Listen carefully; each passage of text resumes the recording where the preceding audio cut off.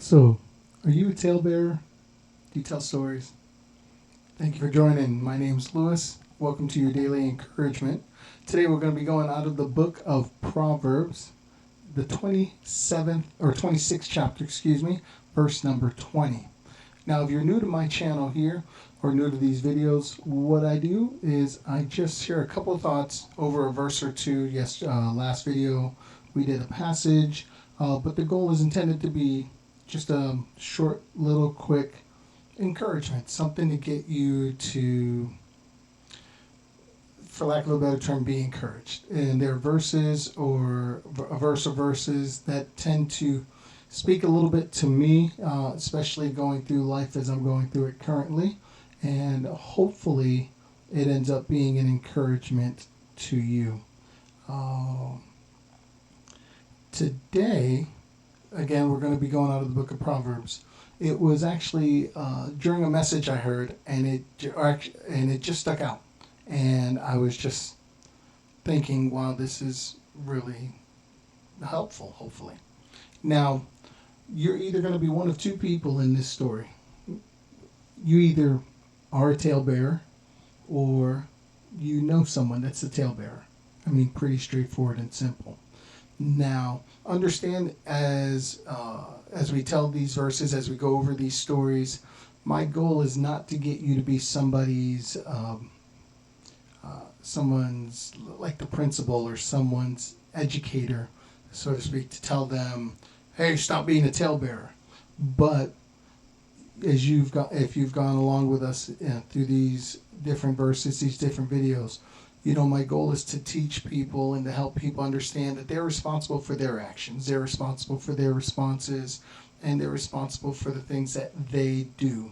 We can sit there, we can point fingers, but it does not help in the long run. What we need to do is hold people accountable, but we can't control their actions, we can't control their thoughts, we can't control their speeches. That being said, let's go over the verse. Again, Proverbs 26, verse 20. Where no wood is, there the fire goeth out. So where there is no talebearer, the strife ceases. One of the things I've discovered in being a parent is that it doesn't take much to get your children to have strife with each other. What I discovered? Being married, it doesn't take much to have strife between each other. You know what else I discovered? When you work somewhere with people, it's very easy to have strife with someone else. See, like many people over the last couple years, we've been slowly going back to working in person at the job location. For a long time, there was a lot of virtual, and there's still a lot of virtual work today. What I find myself doing and struggling with, if I'm truthful, is communicating and talking a lot. If I can find an easy joke or something humorous to kind of throw in there, I'll throw those in. But typically the conversations I have as a group setting tend to be specific towards work. Like I said, if it's not something that's humorous that just popped up or joining in a conversation that's already started.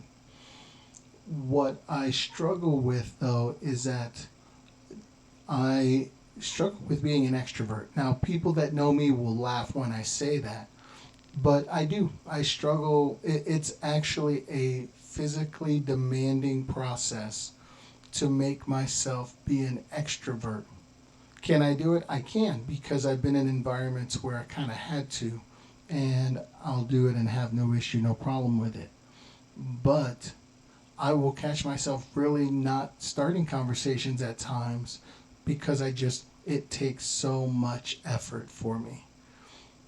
But when I'm at work and something occurs that frustrates me or that angers me or that upsets me, whatever the term is you want to use, what I end up having to catch myself doing is I either got to take a moment to get some air, to clear my thoughts. I sometimes will talk to someone else and I'll send a message and go, man, I'm super frustrated and I shouldn't be. And I'll tell myself that. I will say I should not be frustrated or I should not be angry or this should not bother me. And it does. Now, what I should properly do is, one, analyze the situation and see, is it really worth the frustration that goes up? Is the offense really mine? Because if it's not, then I should let it go and move forward. Now, if for some reason the offense is mine, someone says something that offends me, why did it offend me? Is it really that important? An example I've seen in my life, both as a child and as an adult, is how video games and the time someone spends on them can really impact. Rather than call out somebody today, I'll speak of myself. I know when I was a kid, there were two games I played a lot. One was called Baseball Stars. One was called Tecmo Super Bowl. There was a Tecmo Bowl, which was the original, and I played that. But when Super Bowl came out, it actually would keep track of your statistics, and so I'd use that one. Now here was the problem. Both those games were for a game system that didn't have memory like it does, like systems do today. And if you all know what system I'm talking about, you'll understand what I'm about to say. If the game decided to just reset, you could lose all the stats and all the effort you put forward into it. And with the baseball game, I would create a team and build them up. As I won games, I earned the ability to increase the ability of each player. And I worked super hard at getting that done. Super hard as far as playing video games. On the football game, I would sit there and keep track of the season stats, and then we'd get to the playoffs. And I still vividly remember being the top team. I was undefeated, and I was a game shy of the Super Bowl. And I stopped playing the game before, finished, won the game, turned it off, went to try it the next day or day after, whatever it was. And when I went to turn on the game system, it was blinking, which usually was never a good sign. Now, sometimes the game would still hold on to the memory, but then I remember, trying it again, got it turned on, all the memory was gone, all the statistics were gone. And it actually at the time really bothered me. Like, it really, I didn't throw anything, I didn't punch TVs or anything like that. But honestly, it bothered me because I felt like I put all this time and effort into it. By the way, wasted effort if we really think about it. But that being said, all this effort, and what ended up happening was I got so invested in it, and then I was so disappointed, so angry. Now, in a situation where we talk about a talebearer and strife, my frustration was with the game. If I had sat there and took a moment to say, should this really bother me? No, it shouldn't. Is it frustrating? Yes, it's okay to be frustrated, but I shouldn't let it bother me. It shouldn't impact my communication with other people. It shouldn't impact the way I do things. I should be able to move forward and say, okay, it happened. When we deal with a situation with people, there are times I know there's been communication lost with some great friends because of an offense that someone did not let go, whether it was me on my side or the other person. The Bible says here, don't be the talebearer. Don't be the cause of strife. Don't be the person that goes about doing the things that purposefully angers the other person. Now, here's the thing. You don't have to be necessarily wrong in doing this. Hear me out. I know we're short on time. But hear how I say this. So let's say I'm at work, and let's say person A does a procedure wrong. If I don't know any of the details and all I know is they did the procedure wrong, I am within my right to tell my boss, hey, here's the situation. Depending on the effect, like how bad of a consequence there is, I can say, hey boss, such and such happened. Just wanted to let you know. Because hopefully the impact it has on work, and not because I don't like that person. So I don't like that person, or I'm angry with that person, I became a talebearer. I've caused strife. I've made it where the work issue wasn't important, but my feelings were important. And that became a bigger issue, and it shouldn't be.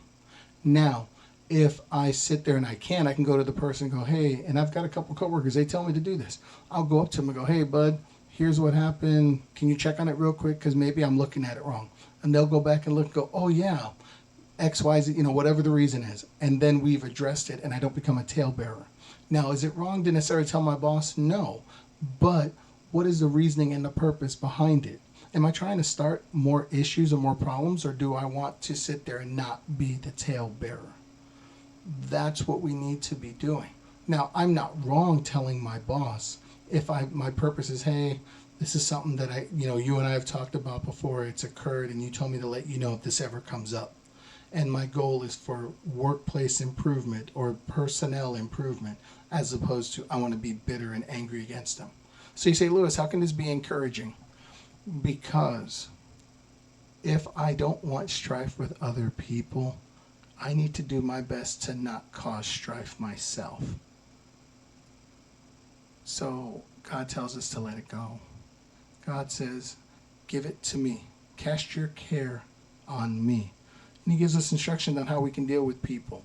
But what he says here is very practical. Where no wood is, the fire goeth out. If there's nothing to make the fire keep going, the fire dies out. So where there's no talebearer, the strife will cease. If you want the strife and the angst to cease, do what you can to control your part in it. Anywho, thank you so much for taking the time to watch this video. Proverbs 26:20, where no wood is, there the fire goeth out. So where there is no talebearer, the strife ceaseth. Hopefully it's been a blessing to you. We look forward to seeing you on the next video. Until then, have a great rest of your day.